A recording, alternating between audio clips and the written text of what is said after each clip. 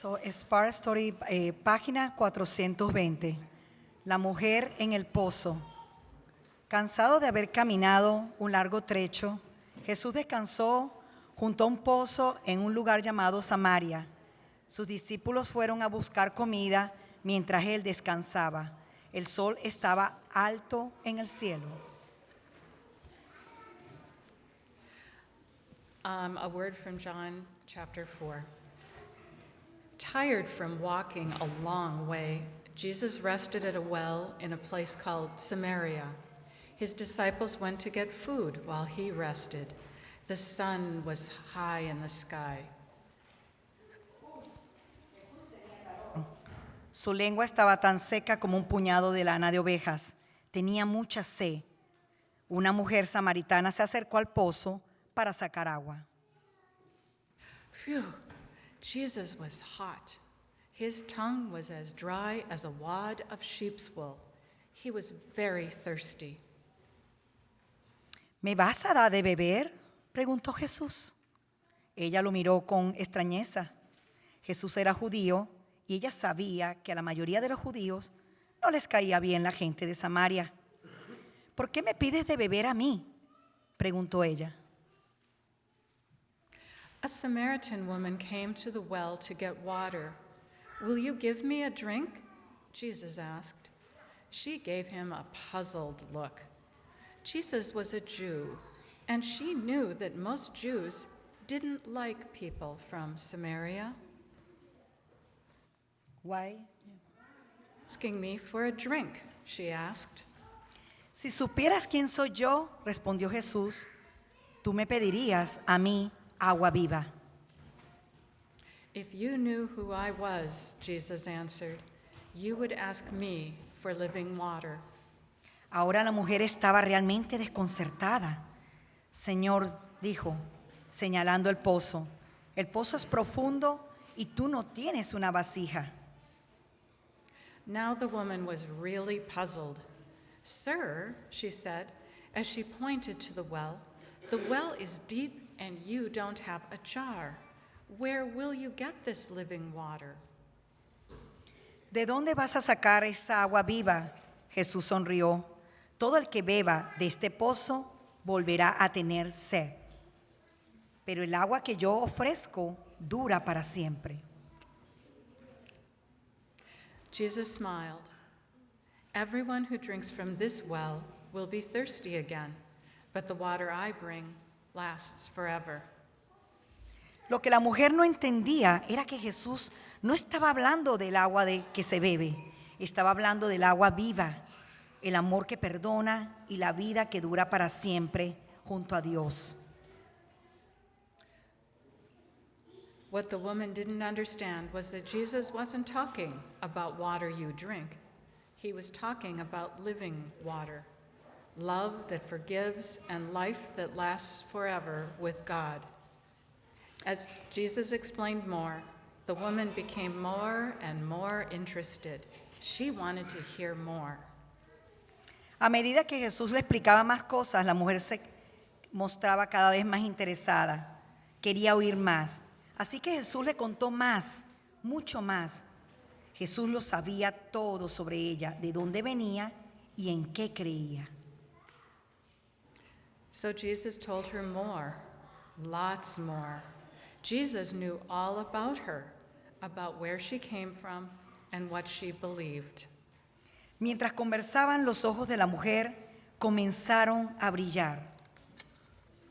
As they talked, the woman's eyes began to twinkle.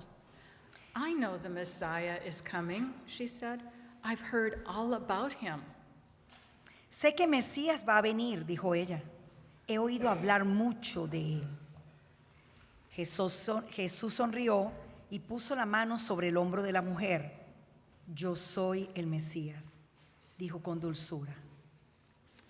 Jesus smiled and put his hand on the woman's shoulder. I am the Messiah, he said gently.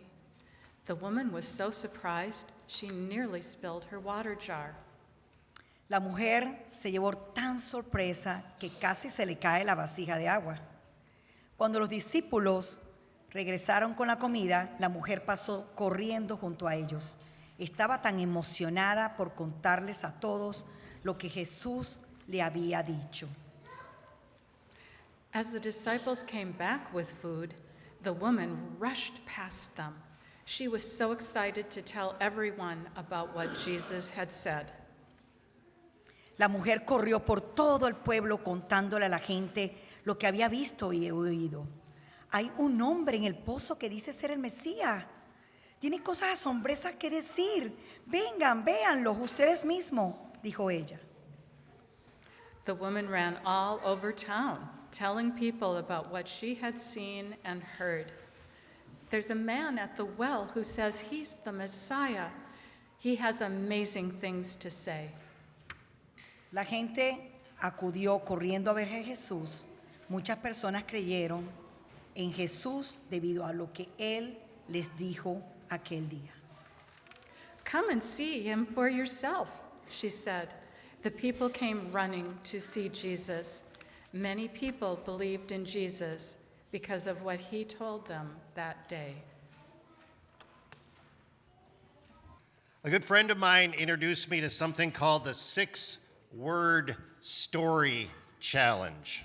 You ever heard of this? Kathy, you're nodding, you've heard of this. Marty, you're nodding, you've heard of this. It's okay not to shake your head if you haven't heard of this. I'm going to tell you what it is. It's an idea that has been around for a while. Apparently, as my friend tells it, someone once challenged a famous author, a famous writer, to compose a compelling story using as few words as possible. I don't rightly recall who that writer was or even what that first 6-word story was about or what it sounded like. Maybe it was Ernest Hemingway. I don't know. He was terse. Those details don't matter as much for our purposes this morning as the idea of simplified storytelling. How many words does it take? How many words does a story need in order to deliver its meaning or its mystery or its news?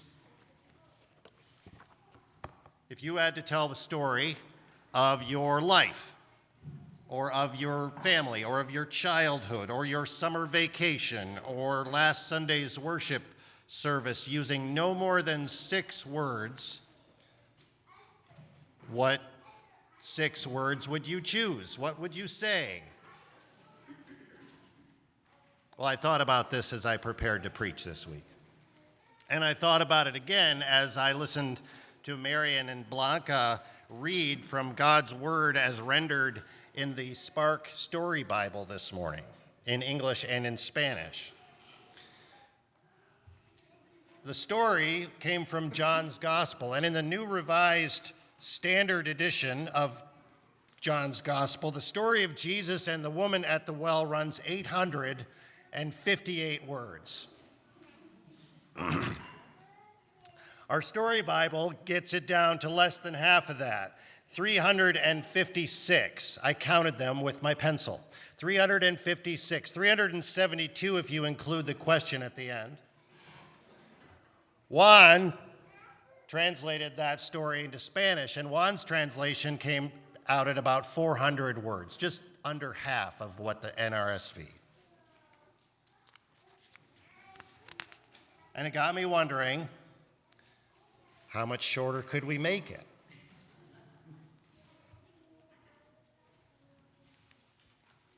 How many words could we let go of from this story and still communicate what's happening at the center, at the heart? Could we make it simpler? Could we get it all the way down to 6 words? And if we were to try that, if we were going to try and turn the woman at the well story into a 6-word story, 6 words, sorry, I just did 8, 6-word story, which 6? Here's what I came up with.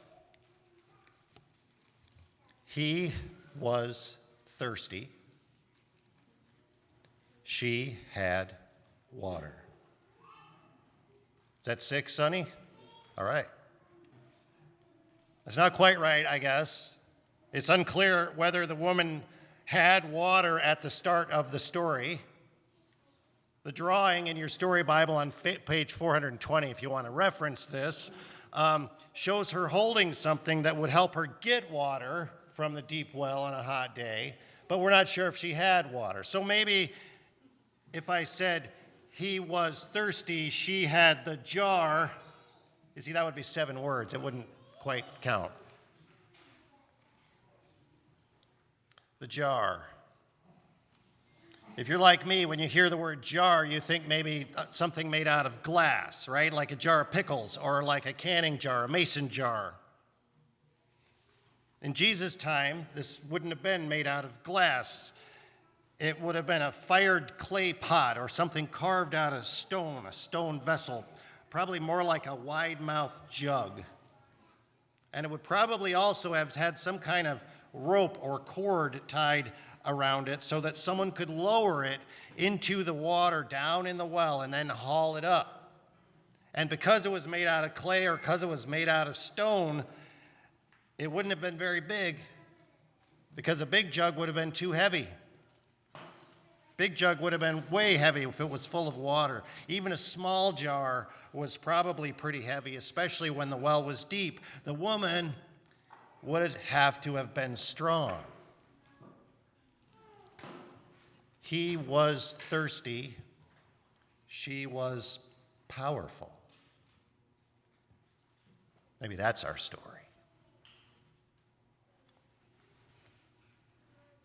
Jesus was thirsty.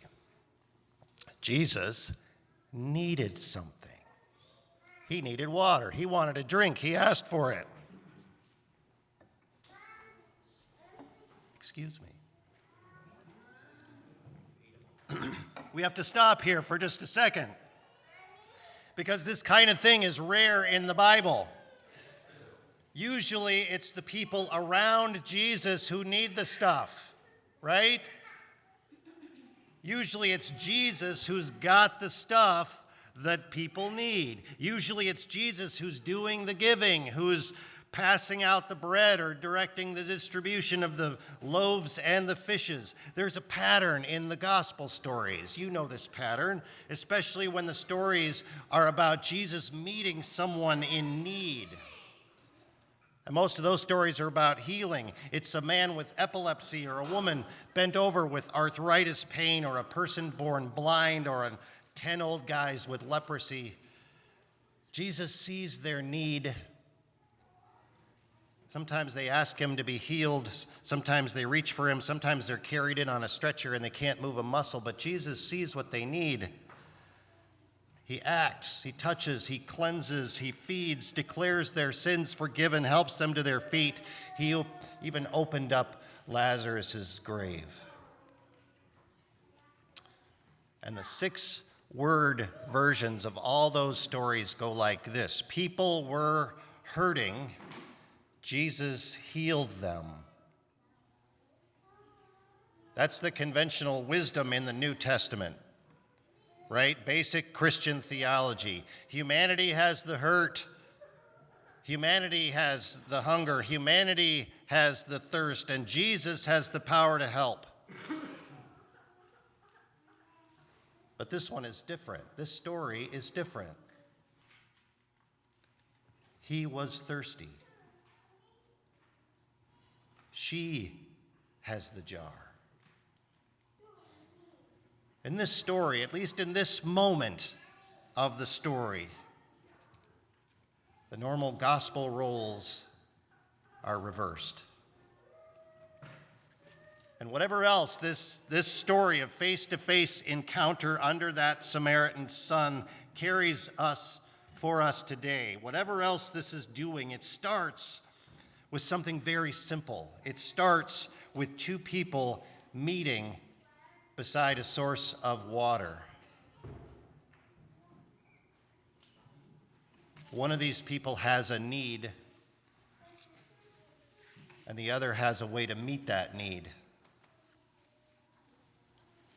Jesus was thirsty.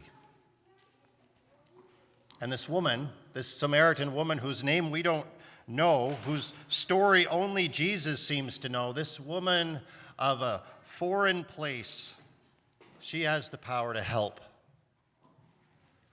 She has the jar. She has the rope.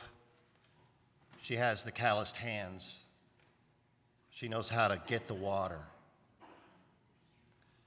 She can pull the water from the well that will ease both his thirst and her own.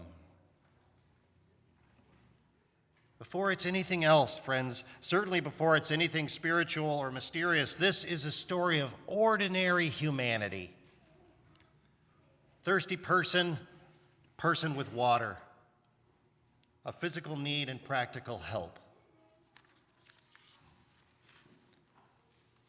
Now in a minute, maybe once he's taken a deep drink from that cool and dripping jar, in a minute, Jesus will start talking about living water with capital L's and capital W's. He'll describe how God's love and God's forgiveness are sources of life and strength that never run dry. He and the woman will share what they believe about God. Jesus will tell her something about herself and reveal something about himself. She will be amazed by what he says, and then she will run and tell all her neighbors that she has met the Messiah. People will come to believe in Jesus because of what she says. Outsiders will find family. All those things will happen in this story. Those are the topsy-turvy, upside-down kinds of things that occur when Jesus shows up. And they are exciting and they're lovely. But it starts somewhere else. And right now, right here, let's stay there. Let's stay beside the well of regular, still water, the kind that we need every day, the kind that keeps everyone in this room alive. Let's stick with the simple things that starts the story. He is thirsty. She has water. He has a need. She has a resource. There is gift in these words for us, for today. And in part because we have begun what seems like it's going to be a very full summer, my friends. There is a lot going on in our community, in our families, in our world, even this month. Last week we sent Pastor Kristen into her sabbatical. Next week we will bless Pastor Amber and her family as they move into the future that God is preparing for them. We're celebrating graduations, saying goodbyes, we're observing farewells, we're welcoming visitors and guests. We're planning Sunday worships and Friday funerals. And on top of all that, we're engaged in a mammoth project of sorting and organizing and releasing decades of cherished memories and accumulated treasures from this beautiful old building to make way for the exciting mess that comes with construction. And pretty soon there will be a porta potty in the yard. We're balancing the excitement of a summer spent exploring outdoors with caution because ice is still in our city. We're carrying our loved ones near and far. The theme we've set for the summer is vamos. It means let's go. So vamos, beloved. Vamos juntos. Let's go together. And as we do, as we step into the ordinary and the extraordinary weeks ahead with their complications, with their challenges, with their stillness, with their surprises, as we open up walls, I invite us to consider 4 questions inspired by today's gospel story. 4 questions. First, what do we need? Second, water. Thank you. What do we need? What do we have? Where are we thirsty? And where are we strong? That's a question for us together. It's also a question for each of us individually. What do you need today? What do you have to share? Where are you thirsty? How are you strong?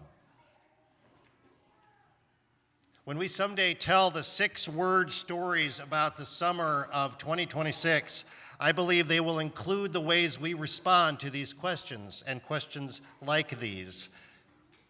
As we share the power of our gifts, as we trust each other with the truth of our needs in the days to come, I believe Jesus' liberating and life-giving presence will continue to be revealed among us, and God's utterly topsy-turvy kingdom will keep blossoming into being.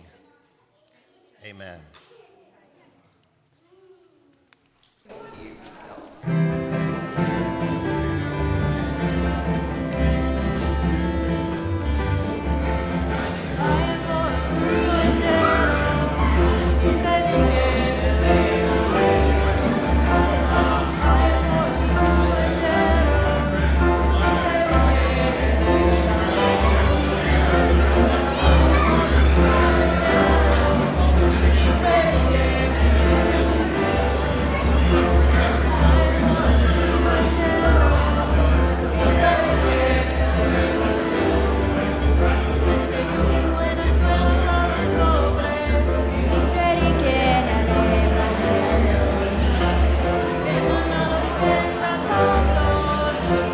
predichen l'Evangelo.